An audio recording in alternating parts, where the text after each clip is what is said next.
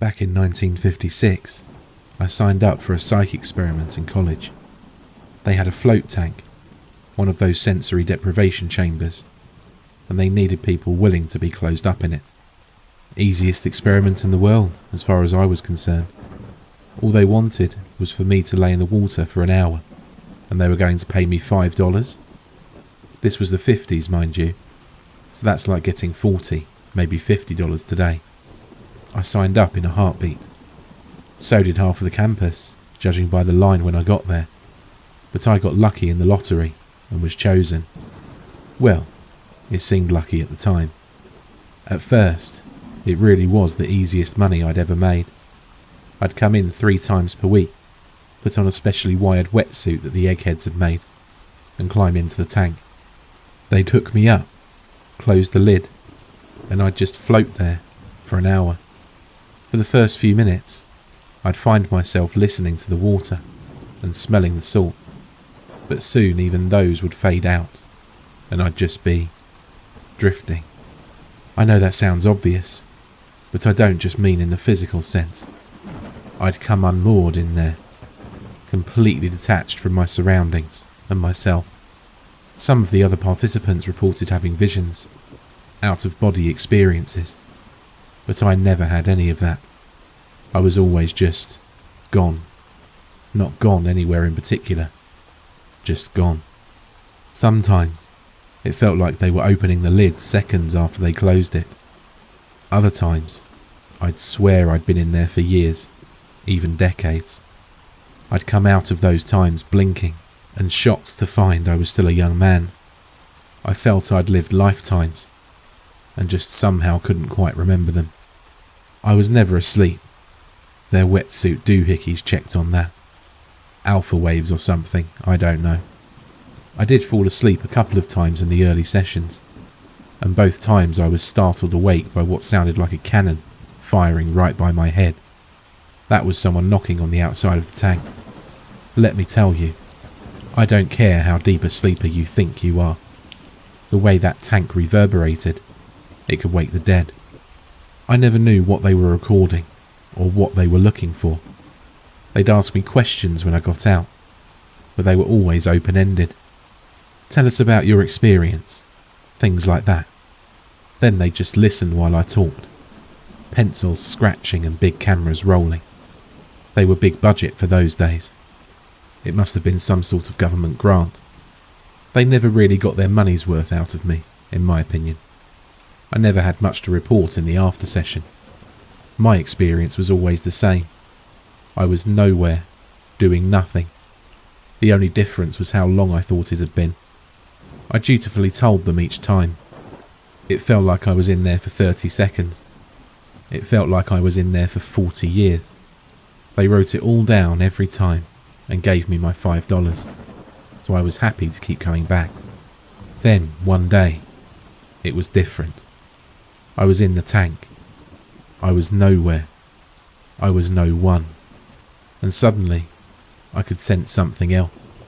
I could see it, but not with my eyes. My eyes saw only blackness, yet I had the impression of something else there. If sight was speech, then my eyes didn't have the words to explain whatever this was. I felt it in the same confusing way. It touched me, an exploratory caress, but not in any physical sensation. I felt ideas, felt them as textures and pressure. I wasn't equipped to understand them that way, but somehow I felt they were negative. And I heard it. I heard it with my ears, the sound of it. It scratched and it tore. Little ripping noises like a metal rasp being dragged across a carpet. It dragged, a heavy, wet sound that spoke of rotten ooze and putrefaction. It rattled, the sound of cicada husks stirred by the wind, the noise of an old man's dying breath. All this I heard, the only sounds ever to reach me in the tank. And quiet though they were, and lost though I was, I heard them gradually increasing in volume as they grew closer, ever closer. I was nowhere. I was no one. Yet this thing saw me, knew me. It was coming towards me. I could almost see it, in the blankness where there should have been blackness. I could almost feel it, in the ideas running over my skin. And I could hear it, hear every blasphemous noise it made. I don't know why my ears perceived it so perfectly, but every sound it made imprinted on my brain there in the dark. And then suddenly, I was gasping and floundering in water, a rectangle of light before my eyes. The hatch was open, and one of the experimenters offering me a hand out. He saw my confusion, my disorientation, and asked, "Did you see something?" That day, they got their money's worth. In the light, it seemed silly, a passing fancy, but I told them of what I'd heard and experienced. I replicated the noises as best I could, but they were never meant to be made by a healthy human throat. Maybe I should have quit that day, but by the time I returned 3 days later, I'd convinced myself it was nothing but a nightmare, and I wasn't about to give up my meal ticket over something so simple. So back into the tank I went. Again it came, while I was lost in the black. I heard it again, its terrible broken shell scraping along the ground, dragged along by countless skittering legs. I knew it came for me, and bodiless, I tried to run. I had no way of knowing if I moved or not, and steadily it closed on me, through whatever passed for distance here. It was close enough for me to smell its hunger when I found myself blinking in the light again, my heart pounding. "Something's got you spooked," I remember the experimenter saying to me.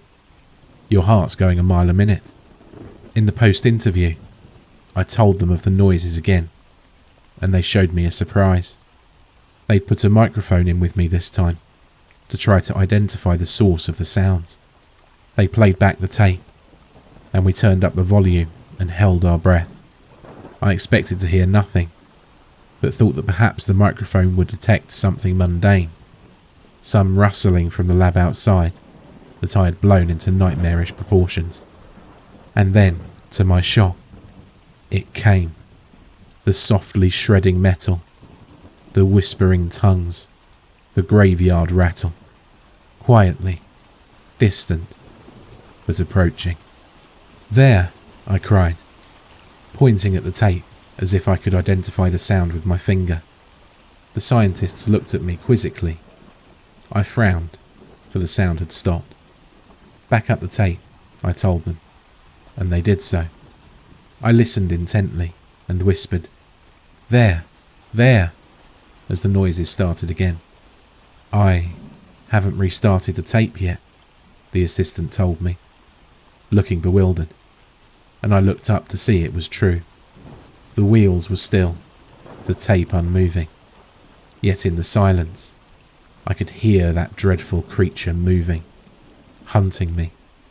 I looked from face to face. No one but me seemed to hear it, and when they spoke to ask me to describe it, I couldn't hear it either. In every silence, though, it resumed, always far away, as if it had lost the scent in the noise. But when the silences wore on, always, inexorably dragging closer. I laughed it off that day. I told them the dark must have gotten to me, and I'd be back the next week for the next regular session.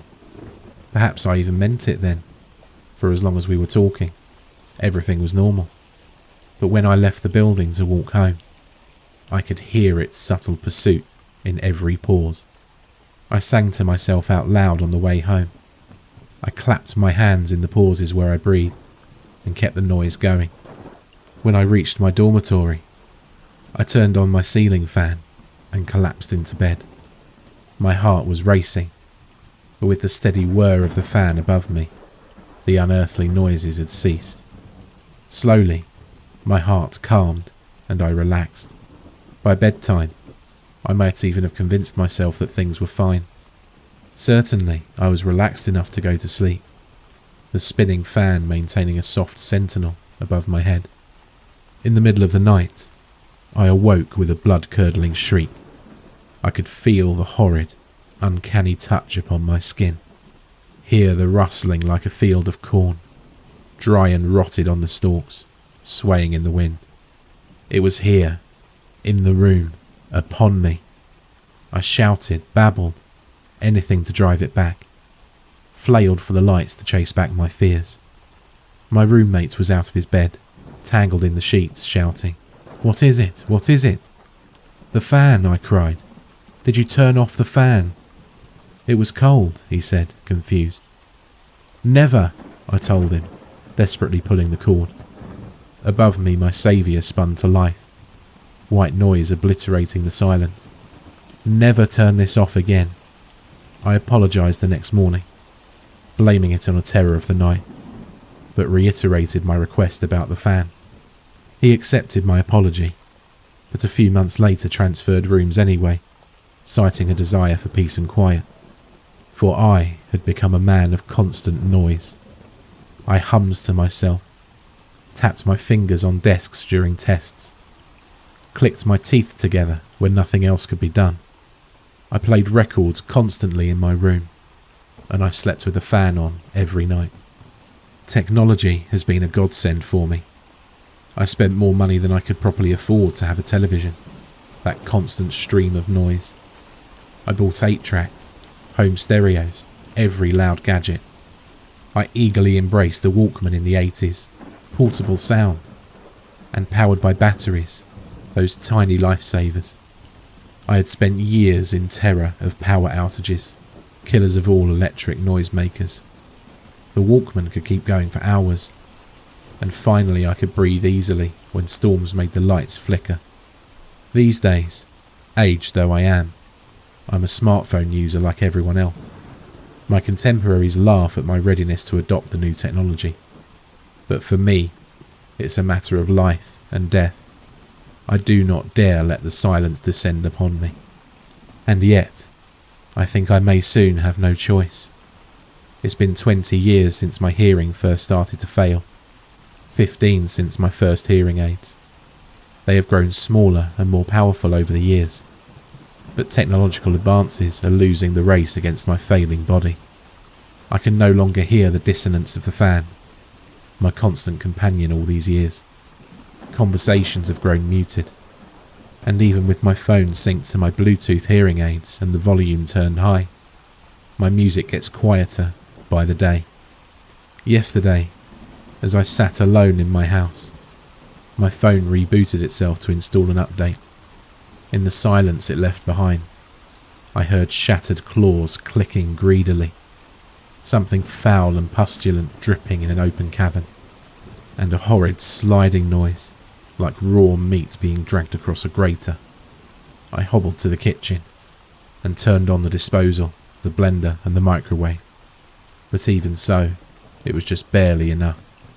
I think soon, all my efforts will be insufficient, and at last, I will have nothing left but the silence.